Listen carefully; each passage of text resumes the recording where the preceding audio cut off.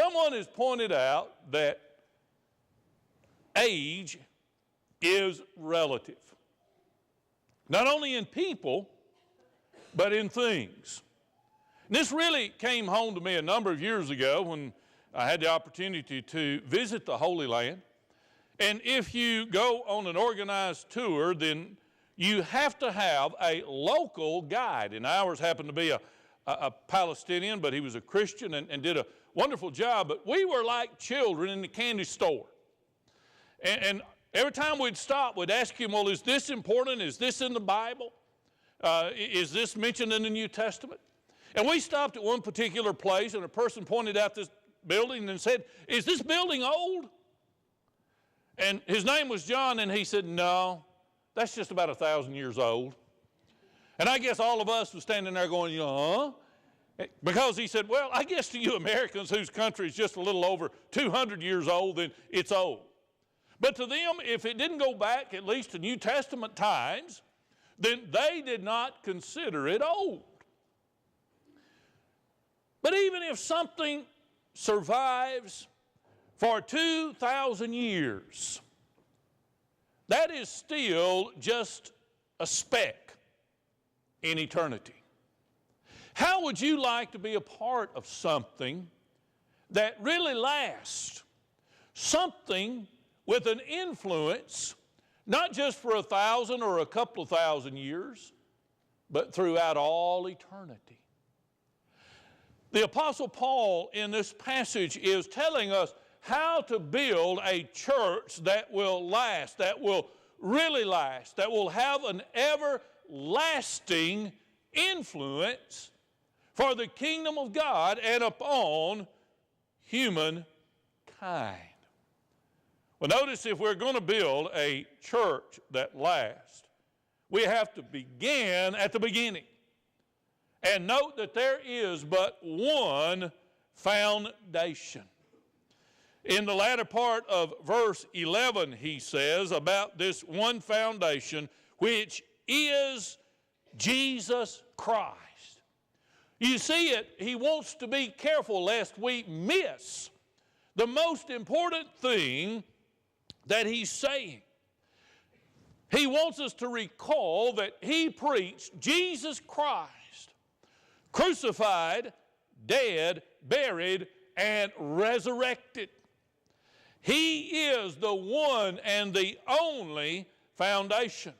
And perhaps he's mentioning this again because of some of the confusion and discussion and fussing at the church there in Corinth. You remember, some were saying, I am of Paul, I am of Apollos. You remember the Peter crowd? What does his name really mean? Rock. He was kind of Little Rock. Not Little Rock, Arkansas, but the small rock. And he is telling them and reminding them, Paul is not the foundation. Little Rock is not the foundation. Apollos is not the foundation. Jesus Christ is the one and the only foundation. And look at the reality that everything in life stands or falls on this one truth. Who or what are you really trusting this morning? If your foundation is not Jesus Christ, then everything else is going to fail. For look at the placing of this foundation. Here in verse 10, he says, according to the grace of God which was given to me, like a wise master builder, I laid a foundation. Paul calls himself a master builder, an architecton. That almost sounds like an English word, doesn't it? Architect. But when he calls himself an architecton, he is saying that he designed the building and that he built the building. Kind of like the building that we have proposed. The people that are going to build it is a design and build. But notice something very carefully here. He did not design the foundation. He didn't even build the foundation. He laid the foundation. And the foundation is Jesus Christ, the one and the only way of salvation. And he describes the permanency of this salvation, of this foundation. For no man can lay a foundation other than the one which is laid, in verse 11. You know, the world is offering us all kinds of foundations. We hear sometimes about financial security, the improvement of health care. We can thank God for those things, but if your life is built on those, then it will not last. We're being told that the idea of Christianity is outdated, outmoded, and useless. And only a few uneducated, ignorant people believe the Bible. But Jesus is the one foundation, whether anybody accepts it or not. But you know what? Even many churches are abandoning this single foundation. They are replacing the gospel of Jesus Christ with pop psychology. I was listening to a preacher on the radio, TV a few weeks ago, just kind of channel surfing. And he answers questions that his listeners send in. And this lady wrote him a letter and said that she was in poor health and she wasn't able to attend church. Did he think that the Lord would forgive her for that? And I was kind of alarmed at his answer. He said something to the effect, you are doing the best you can. And I am convinced that when you stand before God, He will open the gates of heaven for you. Now, that may not sound strange to you, but the Bible does not say, do the best you can and you shall be saved.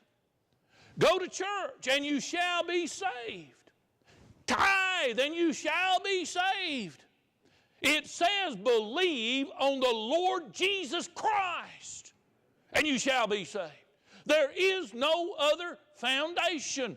If you don't have the foundation down, nothing else is going to matter. There's one and only one foundation. Christ is not central to Christianity. He is Christianity. And it's not all about me and you. It is all about Him. And we sometimes sing and need to believe, on Christ the solid rock I stand, all other ground is sinking sand. Now heed the warning, dear friends. If your foundation isn't right, the building is not going to stand no matter how good it looks, no matter how good the material in the superstructure is. I don't know if you've peeped in the U basement area lately, but the older part is built out of oak. Even the subfloor, I think, is built out of oak. We went down there, we started tearing out some piers, and you know what? That thing just sat there. It didn't hardly come down any at all because it is built out of good stuff.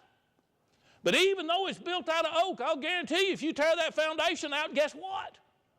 It's going to come down. Because the whole building sets. Do you see what what God's trying to tell us? If you don't have the foundation right, your life, everything that you've worked for, everything that you've done, is going to be burned up, to continue the analogy that he's using here. Now, notice something else that's very important. In verse 10, well, actually through the whole passage, there are many builders. Notice the plurality and rather ambiguous pronouns that he uses. He says, each man.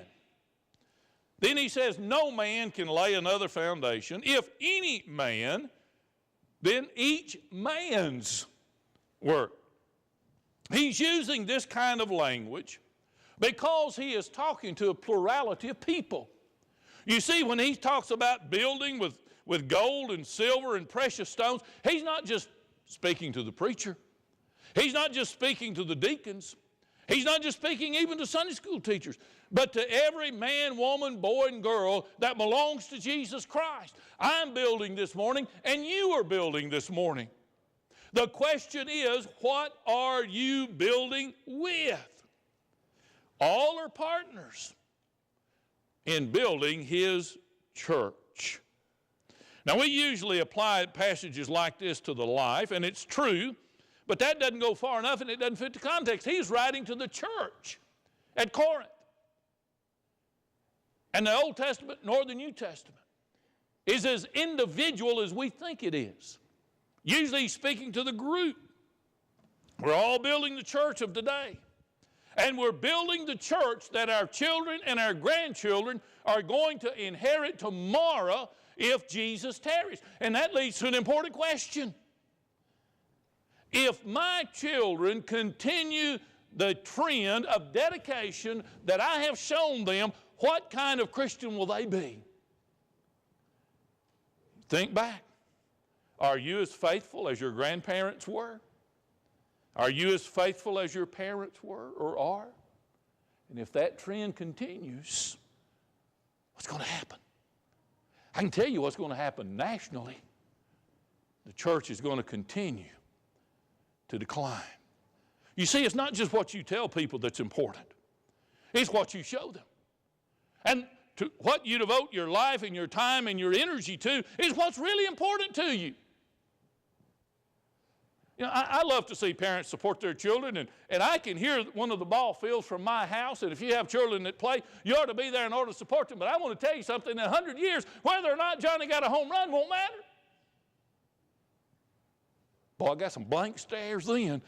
That preacher done gone preaching against no, I'm not. But isn't it something that we spend more time on the ball field than in God's house? Boy, he's getting a medal now. I hope he shuts up and goes on. All right. Well, there's a variety of building material. I think the King James uses the word pearls. The New American Standard just says gold and silver and precious stones, and then hay and straw and stubble. Some see a declining value all the way through because in our economy, gold is worth more than silver, right? Silver is worth more than pearls, I guess. But that's not the point here. He's got a sharp division. The costly, the gold and the silver and the precious stones, and the common stuff, the straw and hay and stubble. Now here's the point. I said we're all building. You're either using a costly building material or a common building material. And that's a question that only you can really answer. But here's the test. And it's certainly not limited to or not even primarily a physical structure. But isn't it amazing how some folks in their home, they want everything right. They want everything first class. They want everything spotless. But when it comes to the house of God, anything will do. Now, think about this for a moment. There's a young couple in our community that's just moved, and they're not Christians, but God's begun to speak to them. They're looking for a church. And they pull up in the parking lot, and there are weeds growing through the cracks, and the shrubbery's grown over the roof, and the weeds have taken over. They walk in the front door, and they're met by an old grouch that says, "What's your name?"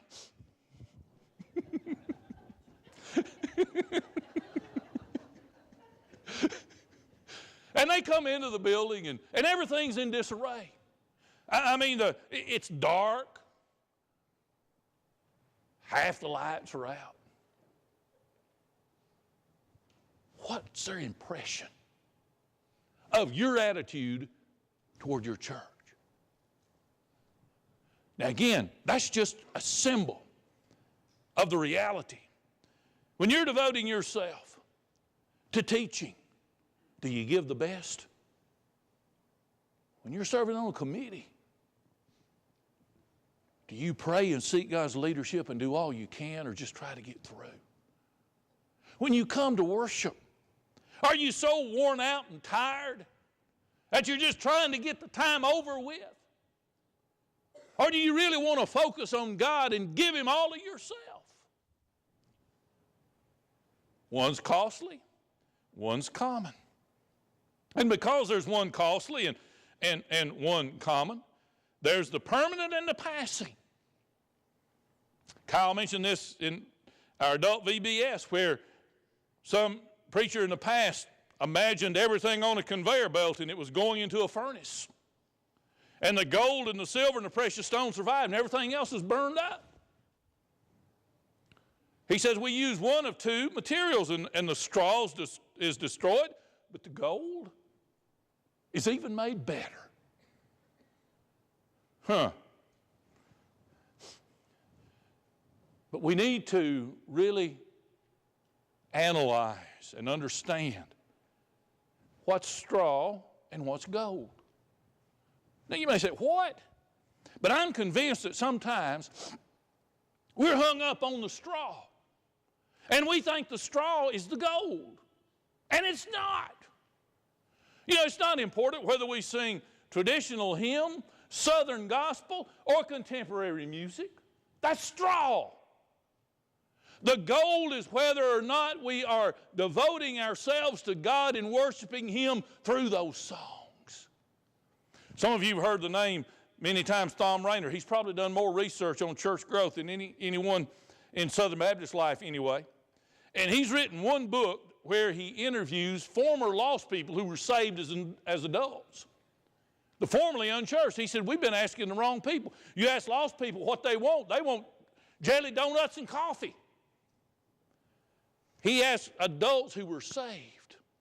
And you know, in top 10 question, you know where music was? Number 10. You know who cares about what we sing? We do. You won't find a lost person under conviction saying, well, I'm going to a church that sings such and such. Are you? That's straw. Now don't look at me like that. I'm not mad at you. There's a lot of straw. It's straw.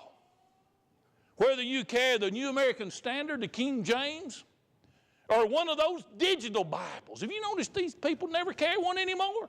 You know why? They whip out that little device and they've got 5 translations on that thing. Which one you carry and which one you read is straw.